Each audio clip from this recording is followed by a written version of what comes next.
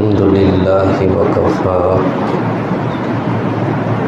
والصلاة والسلام على سيد الرسل وخاتم الأنبياء وعلى آله وأصحابه الأتقياء أما بعد أعوذ بالله من الشيطان الرجيم بسم الله الرحمن الرحيم كنتم خير أمة أخرجت للناس الآية صدق الله العظيم اللهم صل على سيدنا ومولانا محمد وعلى آل سيدنا ومولانا محمد وبارك وسلم ثم صل عليه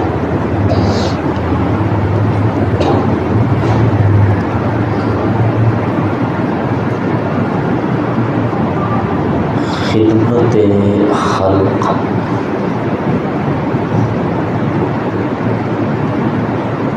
بڑا ایک جامع لفظ ہے۔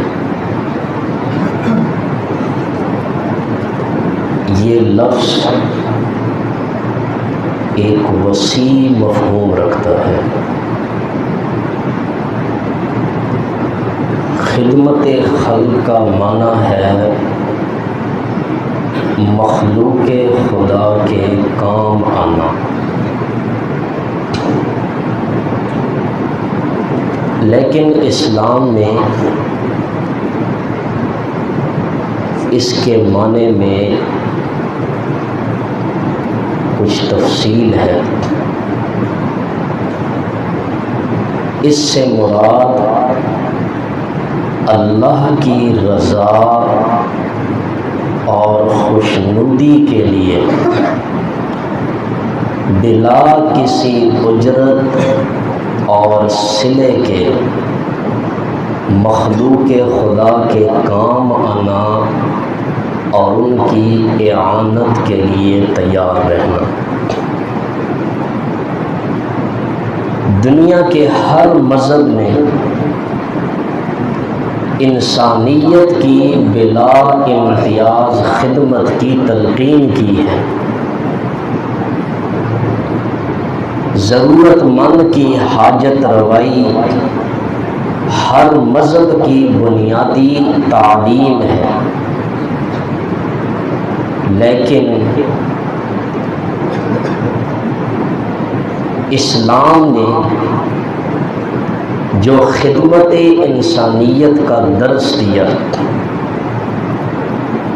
جس انداز میں اسلام نے خدمت انسانیت کے اجر کو پیش کیا، یہ اسلام کا طرح امتیاز اور مسلمانوں کا بنیادی وصف ہے۔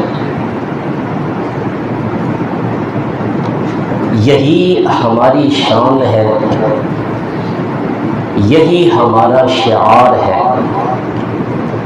اور یہ امت، جیسے میں نے آیت پڑھی کنتم خیر امت اخرجت للناس، یہ امت انسانیت کی خدمت کے لیے ہی برپا کی گئی ہے، اور اسلام کی حقوق العباد کی تعلیمات، معاشرتی ذمہ داریوں اور انسانی فلاح و بہبود کی مکمل رہنمائی کرتی ہے۔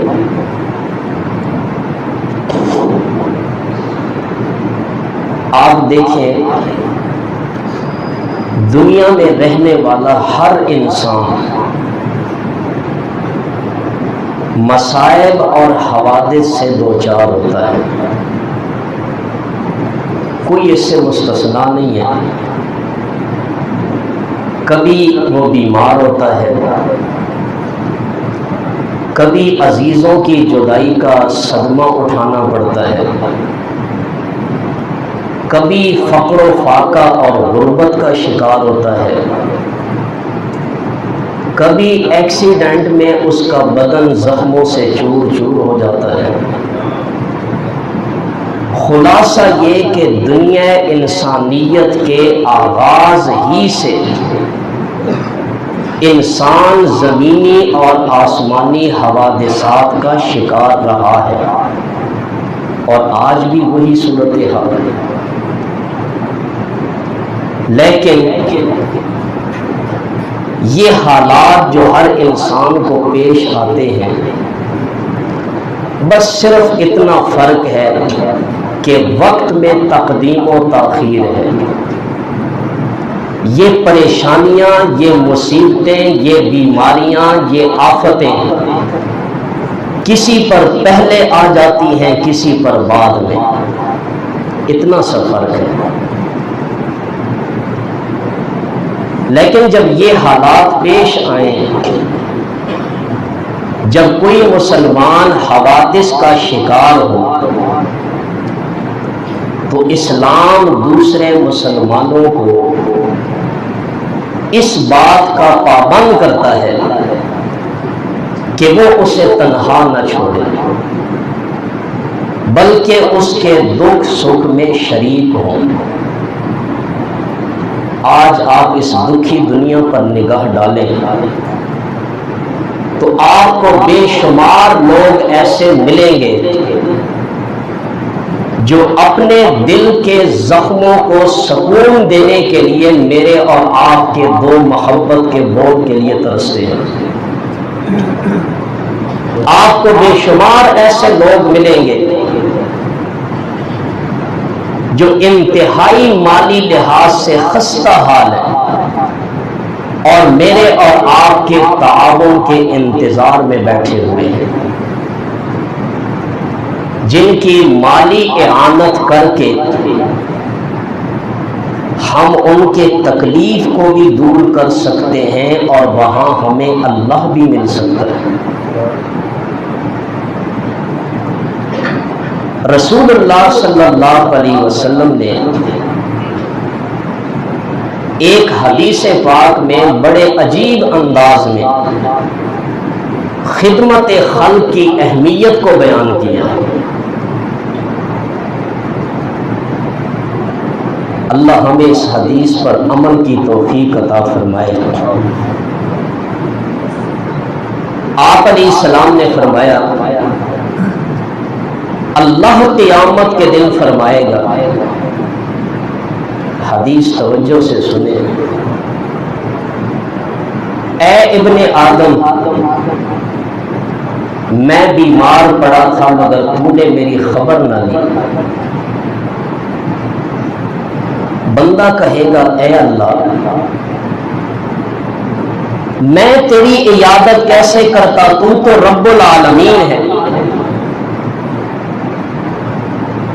تیرے پاس بیماری کہاں سے گزر سکتی ہے؟ اللہ کریم فرمائیں گے، تجھے معلوم نہیں کہ میرا فلاں بندہ بیمار تھا، تو نے اس کی عیادت نہیں کی، بیمار پرسی نہیں کی؟ کیا تجھے معلوم نہیں تھا اگر تو اس کی عیادت کرتا تو مجھے بھی اس کے پاس پاتا؟ پھر اللہ کریم فرمائیں گے، اے ابن آدم، میں بھوکا تھا، میں نے تجھ سے کھانا مانگا، تو نے مجھے کھانا نہیں کھلایا۔ بندہ کہے گا، اے اللہ، تو رب العالمین ہے، تجھے تو کھانے پینے کی کوئی ضرورت نہیں، میں تجھے کیسے کھلاتا؟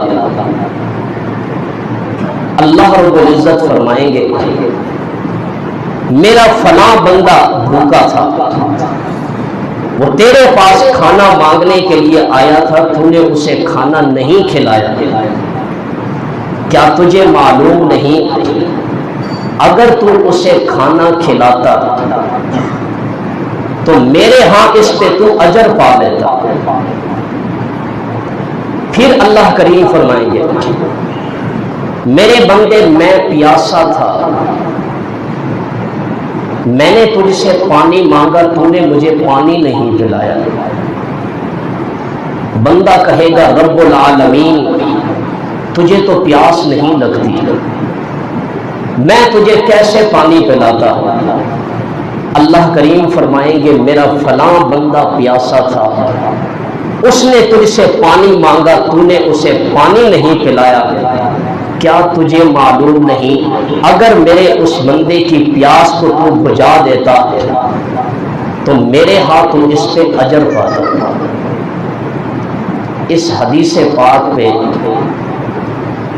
آپ غور فرمائیں اور بار بار اس حدیث کو دہرائیں کہ رسول اللہ صلی اللہ علیہ وسلم نے مسلمانوں کو ایک دوسرے کے دکھ سکھ میں شریک ہونے کی عظمت کو کس بہتر پیغام میں بیان کیا ہے،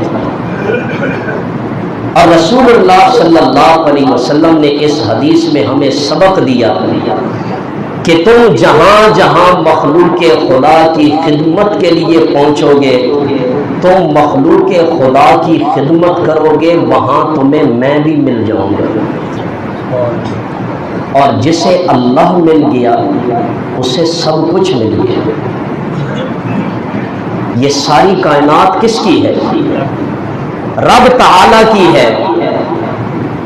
حدیث پاک میں آتا ہے الخلق عیال اللہ، یہ جو مخلوق ہے یہ اللہ کا کنبہ ہے، اور جو اللہ کے کنبے سے مخلوق خدا سے محبت کرتا ہے اللہ اس سے بھی محبت کرتے ہیں۔ آج کوئی بندہ میرے اور آپ کے خاندان کے کسی فرد سے اچھائی کرے، احسان کرے، ضرورت کے وقت اس کی مدد کرے، ہم اس بندے سے کتنی محبت کرتے ہیں؟ نہیں کرتے۔ اللہ گواہ ہے دل سے اس کی محبت کرتے ہیں، قدر کرتے ہیں، اور جو اللہ کے کنبے کی خدمت کرے، ان سے پیار اور شفقت سے پیش آئے، تو کیا اللہ ان سے پیار نہیں کرے گا؟ رسول اللہ صلی اللہ علیہ وسلم کے ان فرامین سے مخلوق خدا کی خدمت کرنا یہ ایک عظیم عبادت کا ہمیں سبق دیتا ہے۔ اور یاد رکھیں جس طرح ذکر کرنے سے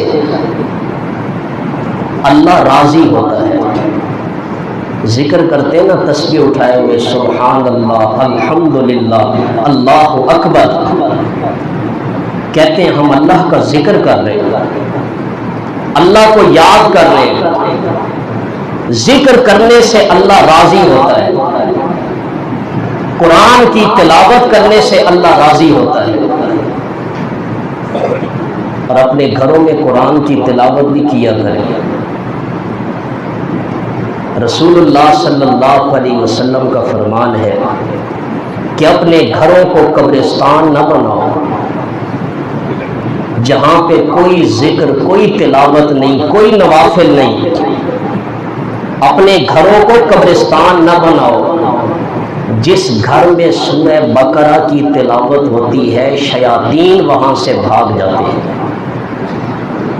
وہاں سکون ہوتا ہے۔ تلاوت کرنے سے اللہ کی رضا حاصل ہوتی ہے، استغفار کرنے سے اللہ کی رضا حاصل ہوتی ہے۔ یاد رکھیں بالکل اسی طرح کسی بیمار کی عیادت کرنے سے بھی اللہ کی رضا حاصل ہوتی ہے، کسی پریشان کی پریشانی دور کرنے سے اور کسی ضرورت مند انسان کی مدد کرنے سے، کسی مصیبت میں پھنسے ہوئے انسان کو اس مصیبت سے نجات دلانے پر بھی اللہ کی رضا حاصل ہوتی ہے۔ اور مجھے تو اس بات پہ بڑا تعجب ہوتا ہے کہ آج ہم جیسے دیندار،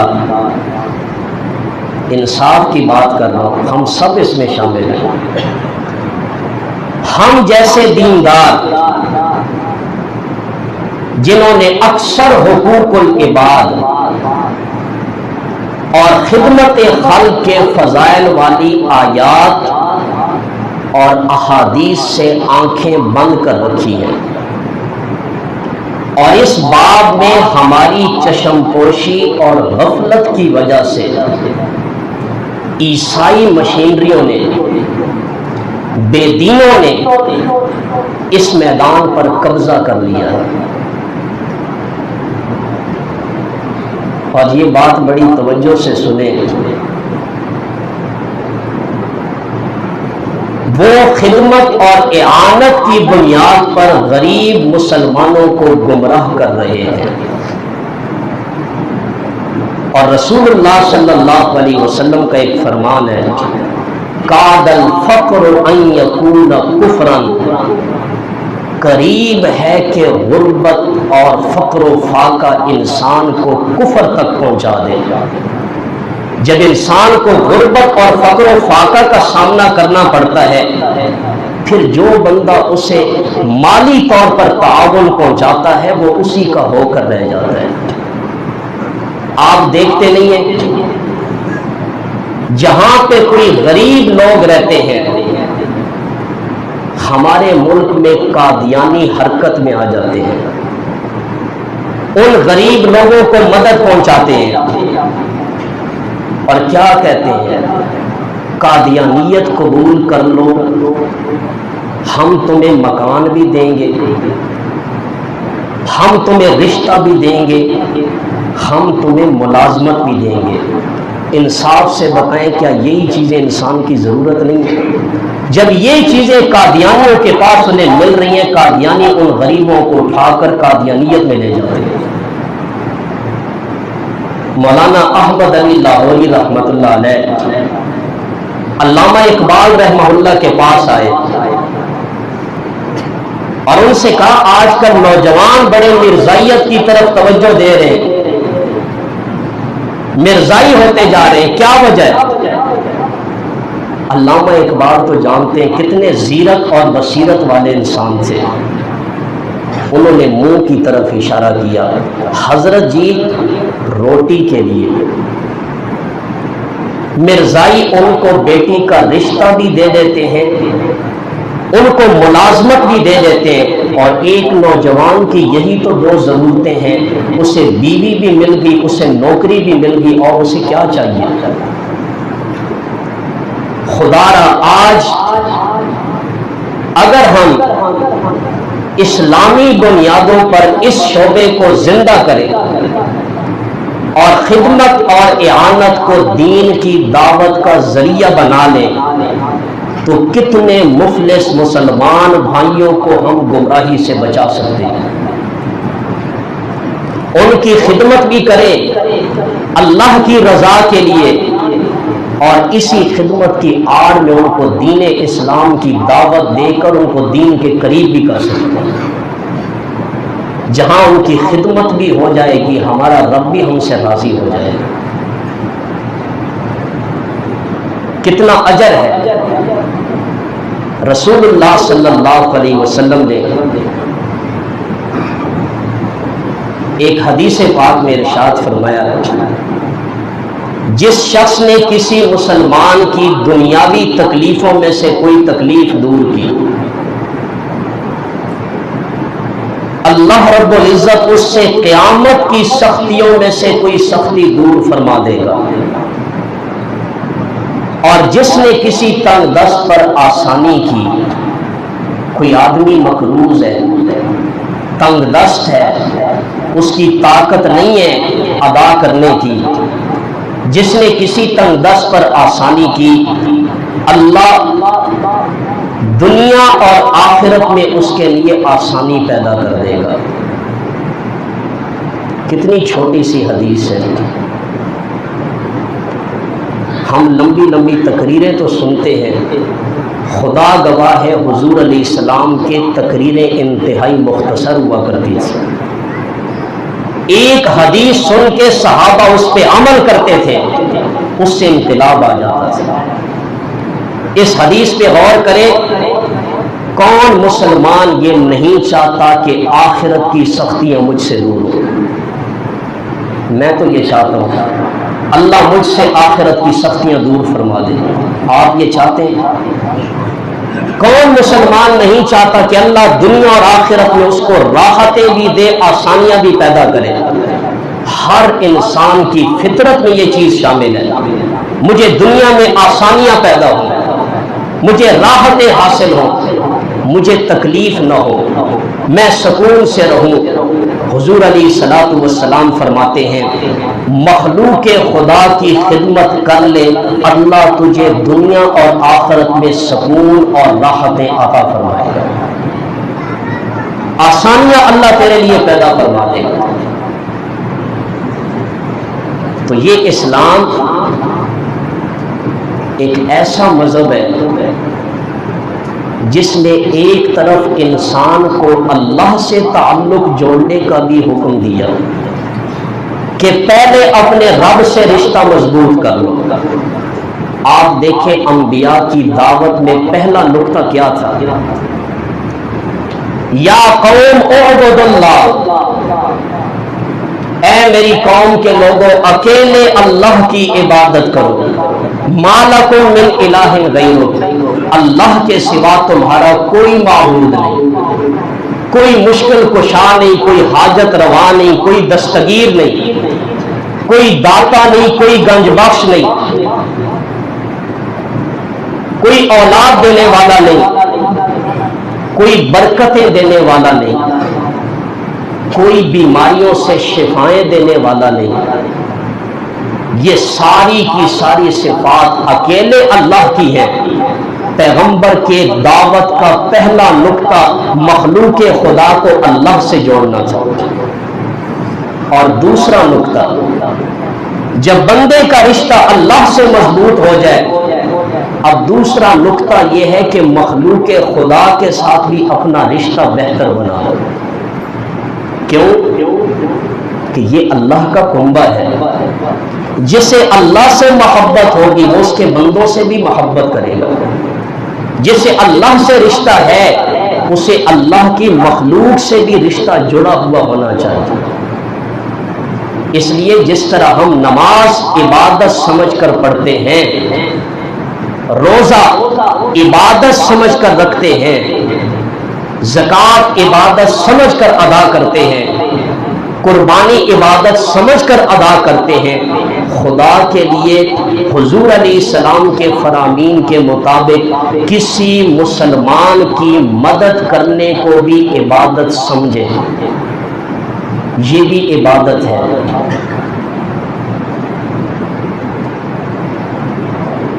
آپ علیہ الصلوۃ والسلام کا فرمان ہے، حضرت ابو درداء سے روایت ہے کہ میں نے آپ علیہ السلام سے سنا، آپ علیہ السلام فرماتے تھے کہ مجھے کمزور لوگوں میں تلاش کرو،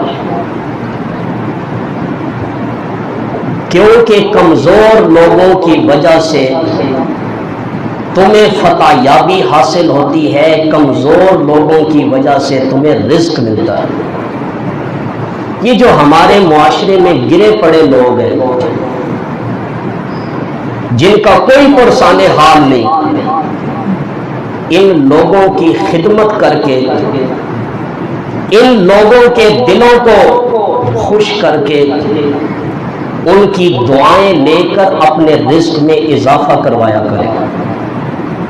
اس حدیث پاک کا محدثین نے ایک تشریح یہ بھی کی ہے، حضور نے فرمایا میرے لیے کمزور مسلمانوں کو تلاش کرو تاکہ میں ان کی دعاؤں سے مدد حاصل کروں، کہ غریب لوگوں کا دل خوش کیا جائے، ان کی ضرورت پوری کی جائے، ان کے دل سے دعائیں نکلتی ہیں، بندے کے سارے کام اللہ اس کے لیے آسان فرما دیتا ہے۔ آپ دیکھ رہے ہیں ملک بھر میں شدید بارشوں کا سلسلہ شروع ہے، اور تقریباً ہمارے ملک کے 3 صوبوں میں، صوبہ بلوچستان، خیبر پختونخوا، صوبہ سندھ میں شدید بارشوں کی وجہ سے سیلاب ہے، بے شمار مسلمانوں کی جانیں بھی بہہ گئی ہیں اور بے شمار مسلمان گھروں سے بے گھر ہو گئے، جانی مالی نقصان ہو رہا ہے۔ معصوم بچے آپ میڈیا پہ دیکھیں، پلاسٹک کے خیمے بنا کر اس کے نیچے بیٹھے رو رہے ہیں، کھانے پینے کے لیے ان کے پاس کچھ نہیں ہے۔ تھوڑی دیر کے لیے آپ میری بات کو اپنے ذہن میں تصور کریں، اللہ نہ کرے اللہ نہ کرے، آج اگر ہماری یہ کیفیت ہوتی، ایسے حالات ہم پر آتے تو ہم اس وقت کیا کرتے، کس پریشانی میں ہوتے۔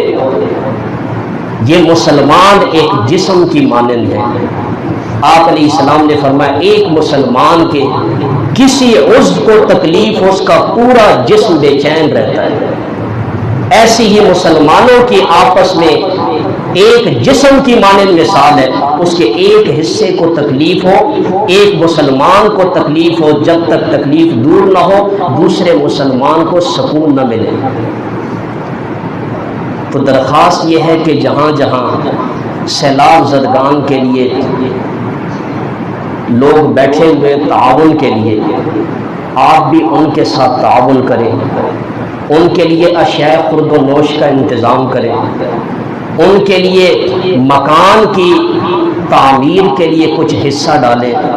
جہاں مخلوق خدا کی ہم خدمت کریں گے اللہ ہم سے راضی ہوگا۔